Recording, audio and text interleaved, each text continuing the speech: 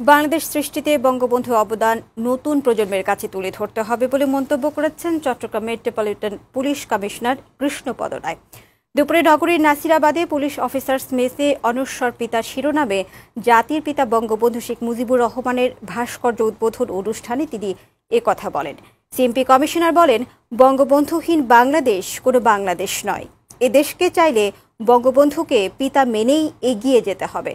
অনুষ্ঠানে চট্টগ্রাম রেঞ্জের ডিআইজি নুরে আলম মিনা, দৈনিক আজাদী পত্রিকার সম্পাদক এম.এ. মালেক, স্থানীয় বীর মুক্তিযোদ্ধারা উপস্থিত ছিলেন।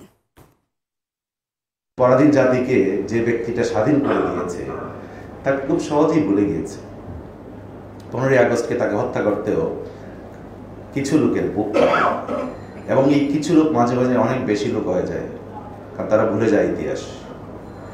সেই লোকদের জন্য এবং আমাদের নিজেদের জন্য যে আমরা যেন ইতিহাস ভুলে না যাই, আমরা যেন বঙ্গবন্ধুকে ভুলে না যাই। আমাদের ভবিষ্যৎ প্রজন্ম, এই দেশের ভবিষ্যৎ প্রজন্মকে বারবার আমরা মনে করে দিতে চাই যে এই লোকটি না থাকলে এই দেশটা হতো।